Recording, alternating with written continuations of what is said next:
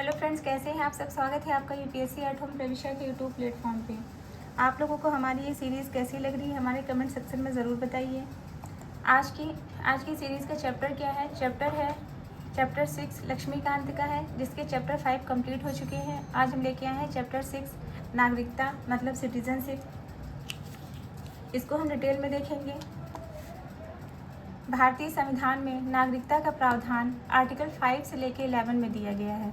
ये जो फैक्ट है ये आपके प्री के पॉइंट ऑफ व्यू से काफ़ी इंपॉर्टेंट है कि डायरेक्ट पूछा जा सकता है कि नागरिकता का जो प्रावधान है वो भारतीय संविधान के किस अनुच्छेद से लिया गया है। अनुच्छेद 5 से लेकर 11 में नागरिकता से संबंधित प्रावधान संविधान के भाग 2 अनुच्छेद 5 से 11, और ये जो भाग 2 जो है ये भी आपके डायरेक्ट क्वेश्चन में पूछा जा सकता है। और नागरिकता अधिनियम 1955 में दिए गए हैं। यह अध्याय नागरिकता प्राप्त करने, खोने और संबंधित विवादों को कवर करता है। क्या बताया गया है? इसके अंतर्गत बताया गया है कि अनुच्छेद 5 में संविधान के मतलब जो नागरिकता से संबंधित जो प्रावधान किया गया है वो भारतीय संविधान के भाग 5 में किया गया है। इसके अंतर्गत कौन से आर्टिकल आते हैं? आर्टिकल 5 से लेकर 11 तक इसके अंतर्गत आते हैं। फिर हम देखेंगे संवैधानिक प्रावधान अनुच्छेद 5 से लेकर 11 तक क्या क्या प्रावधान किए गए हैं। अनुच्छेद 5 में क्या बताया गया है? अनुच्छेद 5 में बताया गया है कि संविधान लागू होने पर मतलब 26 जनवरी 1950 को जब हमारा संविधान लागू हुआ तब पर लागू होने पर नागरिकता। इसमें पात्रता क्या है? इसमें पात्रता दी गई है कि जन्म या पिता दादा भारत में जन्मे हों। मतलब इसमें बताया गया है जन्म से या उसके जो है पिता या दादा भारत में जन्मे हों, 19 जुलाई 1948 से पहले भारत में निवास करते हों। इसका उदाहरण हम देख सकते हैं 1947 के विभाजन के बाद भारत में रहने वाले लोग। नेक्स्ट क्या है? नेक्स्ट है अनुच्छेद 6। इसके अंतर्गत बताया गया है पाकिस्तान से भारत आए शरणार्थियों को नागरिकता। 19 जुलाई 1948 से पहले आए नागरिकता स्वतः ही मिल जाती थी। 19 जुलाई 1948 के बाद आए 6 महीने निवास करने के बाद रजिस्ट्रेशन। फिर क्या है? 7 में बताया गया, आर्टिकल 7 में बताया गया है कि पाकिस्तान गए लोगों की नागरिकता की समाप्ति। पाकिस्तान 1 मार्च 1947 के बाद पाकिस्तान गए, जो 1 मार्च 1947 के बाद जो पाकिस्तान चले गए उसमें नागरिकता, वहाँ पे क्या नागरिकता समाप्त हो गई, लेकिन वापस आने पर पुनः प्राप्ति का प्रावधान है। आर्टिकल 8 में बताया गया है कि विदेश में रह रहे भारतीय मूल के लोगों को नागरिकता। इसमें विशेषतः भारतीय दूतावास में पंजीकरण करा के नागरिकता प्राप्त कर सकते हैं। मतलब जो व्यक्ति विदेश में रह रहे हैं वह भारतीय दूतावास में पंजीकरण करा के नागरिकता को प्राप्त कर सकते हैं। विदेश में रह रहे व्यक्ति, लेकिन वो व्यक्ति जो है वो भारतीय मूल के होने चाहिए। नेक्स्ट पॉइंट क्या है? आर्टिकल 9 में बताया गया है विदेशी नागरिकता लेने वालों की भारतीय नागरिकता की समाप्ति। इसका उदाहरण मतलब विदेशी नागरिकता लेने पर स्वतः ही भारतीय नागरिकता समाप्त हो जाएगी। इसका उदाहरण हम देख सकते हैं, यदि कोई भारतीय अमेरिकी नागरिकता लेता है तो भारतीय नागरिकता अपने आप ही स्वतः ही समाप्त हो जाएगी। नेक्स्ट क्या है? आर्टिकल 10 में बताया गया है नागरिकता का संसद द्वारा विनियमन।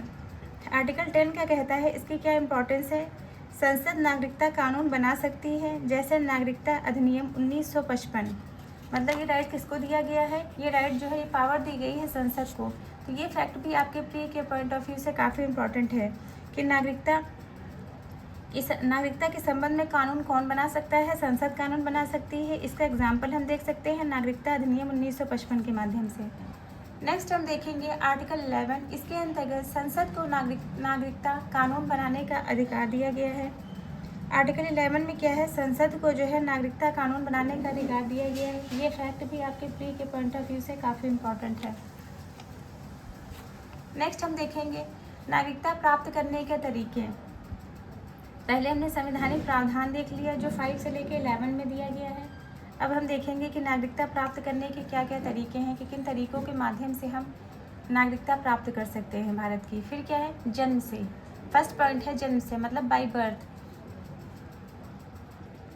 1 जुलाई 87 के बाद जन्मे व्यक्ति को नागरिकता केवल तभी मिलेगी जब उसके माता पिता में से कोई एक भारत का नागरिक हो।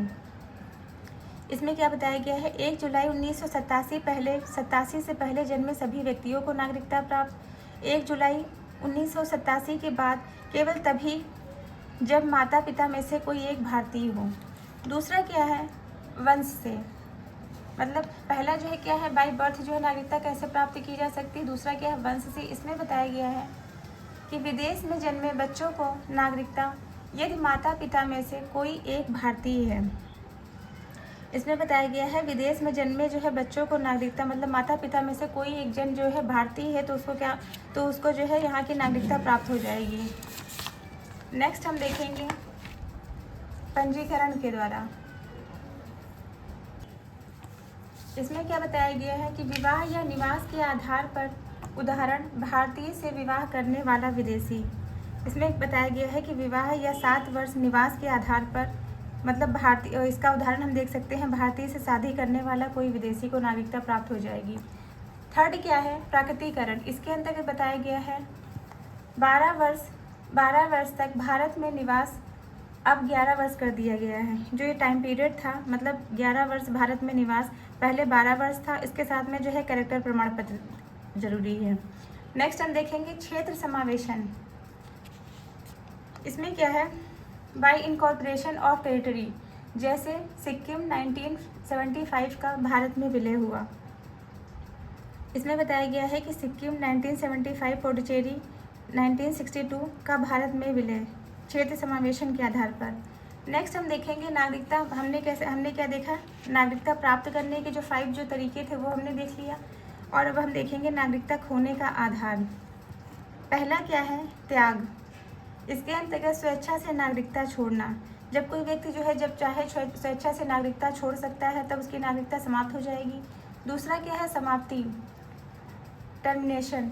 यदि कोई व्यक्ति किसी अन्य देश की नागरिकता, जब कोई जो है व्यक्ति यहाँ की नागरिकता उसकी तब समाप्त होगी, कोई अन्य देश की नागरिकता स्वीकार कर लेता है, जैसे कि अमेरिका का एग्जाम्पल दिया था, तो उसकी जो है यहाँ की नागरिकता स्वतः ही समाप्त हो जाएगी। नेक्स्ट क्या है, वंचित करना। इसके अंतर्गत बताया गया है डिप्राइवेशन। इसके अंतर्गत बताया गया है कि नागरिकता धोखाधड़ी से प्राप्त करने पर सरकार के द्वारा वापस लेना। धोखाधड़ी या राष्ट्र गतिविधियों के कारण नागरिकता से वह व्यक्ति वंचित हो जाएगा। फिर क्या है, OCI, overseas citizenship of India. इसमें इसकी पात्रता क्या है, भारतीय मूल के, इसकी पात्रता है भारतीय मूल के विदेशी हों। इसका लाभ कैसे मिलेगा, जीवन भर वीज़ा, संपत्ति खरीदने का अधिकार। सीमाएं क्या है, मतदान, सरकारी नौकरी या ज़मीन खरीदने पर प्रतिबंध। इसमें क्या बताया गया है कि भारतीय मूल के विदेशियों को जीवन भर का वीज़ा और कुछ अधिकार संपत्ति खरीदने का, लेकिन मतदान या सरकारी नौकरी का अधिकार नहीं प्रोवाइड करा गया है। फिर हम देखेंगे हालिया संशोधन और विवाद नागरिकता से संबंधित। पहला क्या है, नागरिकता संशोधन अधिनियम CAA 2019। इसका प्रावधान क्या है, अफगानिस्तान, पाकिस्तान, बांग्लादेश से 31 दिसंबर 2014 तक आए हिंदू, सिख, बौद्ध, जैन, पारसी, ईसाई शरणार्थियों को नागरिकता। इससे संबंधित जो है विवाद क्या हुआ है, धर्म आधारित मतभेद।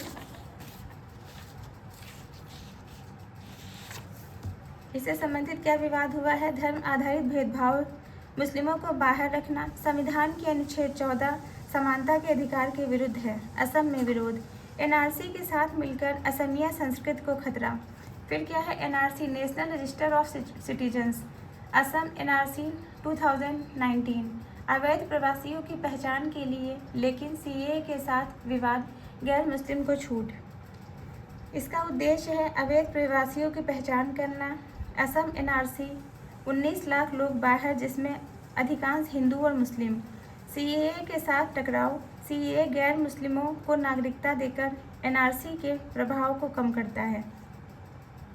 तो ये हमारा चैप्टर 6 कंप्लीट होता है, जो कि सिटीजनशिप से संबंधित था। अब हम इससे संबंधित प्री और मेंस में बनने वाले क्वेश्चन को देखेंगे।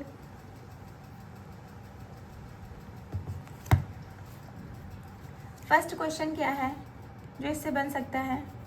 फर्स्ट क्वेश्चन क्या है? नागरिकता अधिनियम 1955 के तहत प्राकृतिकरण द्वारा नागरिकता प्राप्त करने के लिए भारत में निवास की न्यूनतम अवधि क्या है? क्वेश्चन क्या है?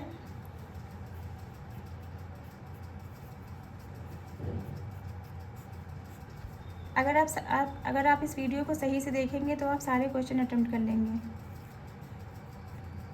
नागरिकता अधिनियम 1955 के तहत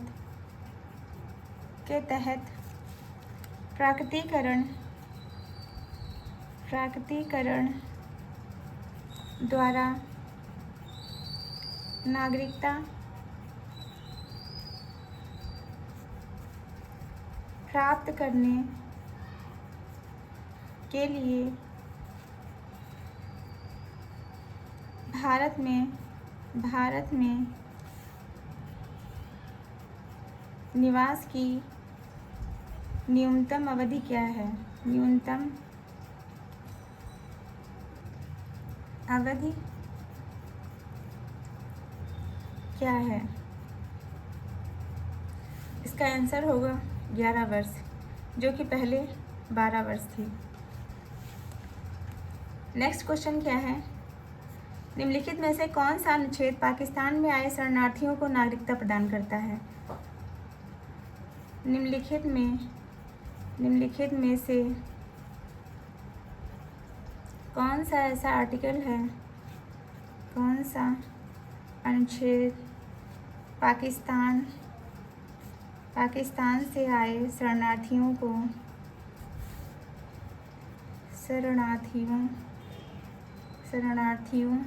को सिटीजनशिप प्रोवाइड कराता है, नागरिकता प्रदान करता है? कौन सा आर्टिकल है? आर्टिकल 6। नेक्स्ट क्वेश्चन हम देखेंगे, CAA 2019 किन देशों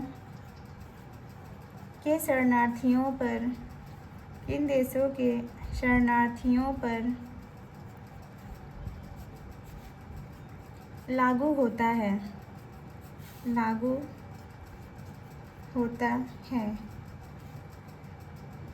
कौन से देश है? अफगानिस्तान,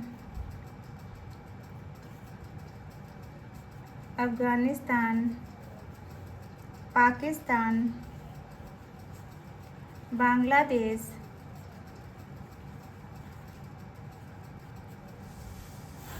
तीन है इसके अंतर्गत। फिर क्या हम देखेंगे,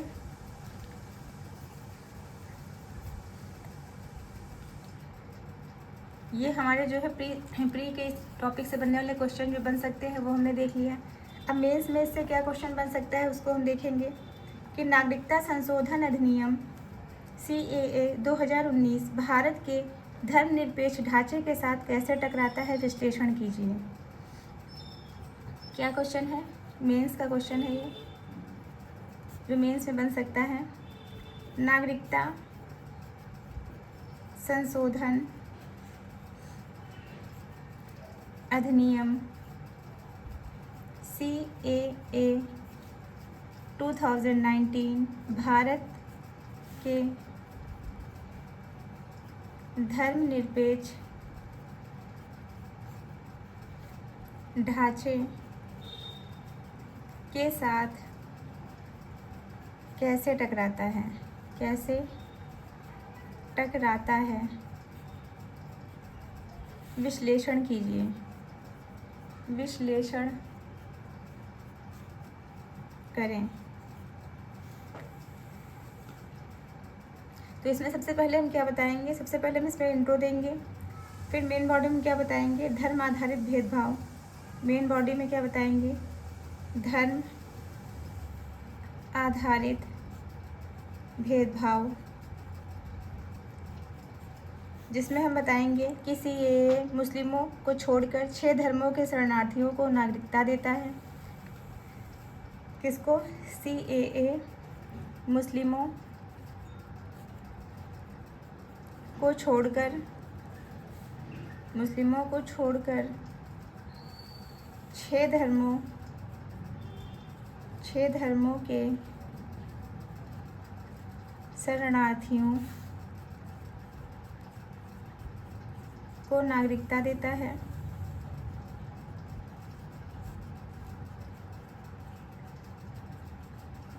जो आर्टिकल 14 समानता, आर्टिकल 15 अनुच्छेद 15 धर्म के आधार पर भेदभाव, धर्म के आधार पर भेदभाव निषेध का उल्लंघन है।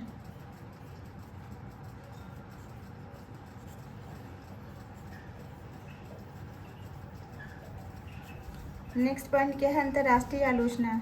संयुक्त राष्ट्र ने इसे मानवाधिकार विरोधी बताया। अंतर्राष्ट्रीय आलोचना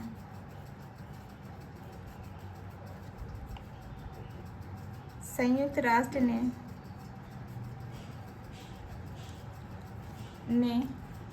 इसे मानवाधिकार विरोधी बताया।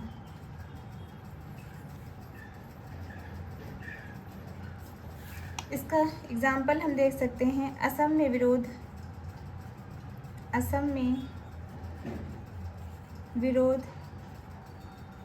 जहां CAA और NRC का संयुक्त प्रभाव स्थानीय संस्कृति को खतरे में डालता है। CAA और NRC का संयुक्त प्रभाव स्थानीय संस्कृति को खतरे में डालता है।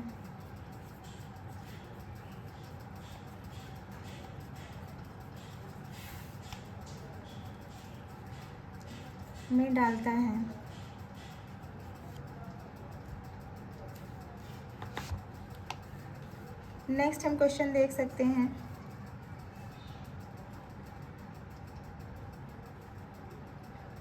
नेक्स्ट क्वेश्चन से क्या बन सकता है? NRC और CAA के बीच संबंध समझाइए।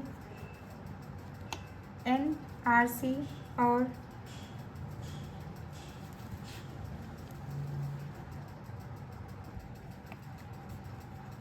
CAA के बीच संबंध को समझाइए। इन दोनों के बीच में क्या रिलेशन है उसके बारे में हमें बताना है। और ये जो संबंध है ये विवादास्पद क्यों है? कौन से ऐसे फैक्टर हैं जिसके कारण ये चर्चा का विषय बना हुआ है, क्यों है? NRC क्या करता है? NRC अवैध प्रवासियों की पहचान करता है, जबकि CAA गैर मुस्लिमों को नागरिकता देकर उन्हें बचाता है। NRC क्या करता है? NRC अवैध प्रवासियों की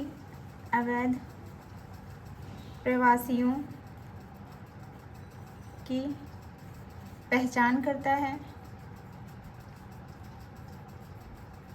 जबकि जो CAA है, जबकि CAA गैर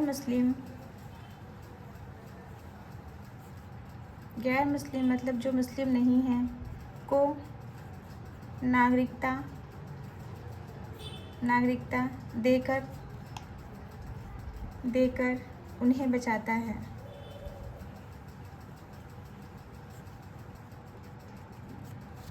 इसके बीच में विवाद क्यों बना हुआ है हमने इसमें बताया। सबसे पहले हमने इसमें डिफाइन किया कि NRC और CAA के बीच में क्या संबंध है। इसके बीच में विवाद क्यों बना है उसको हम देखेंगे। विवाद क्यों बना है? पहला क्या है? फर्स्ट पॉइंट है इसके अंतर्गत धार्मिक पक्षपात। इसमें बताया गया है कि मुस्लिम अवैध प्रवासियों को निर्वासन का खतरा है। मुस्लिम अवैध प्रवासियों को निर्वासन का खतरा है। निर्वासन का खतरा। नेक्स्ट क्या है, दस्तावेजीकरण की चुनौती। नेक्स्ट पॉइंट क्या है, दस्तावेजीकरण की चुनौती। इसमें क्या बताया गया है, गरीबों के पास जन्म प्रमाण पत्रों का अभाव है। नेक्स्ट पॉइंट है राजनीतिक प्रभाव। राजनीतिक प्रभाव क्या देखने को मिल रहा है, असम समझौते 1985 के साथ टकराव। असम समझौते 1985 के साथ टकराव।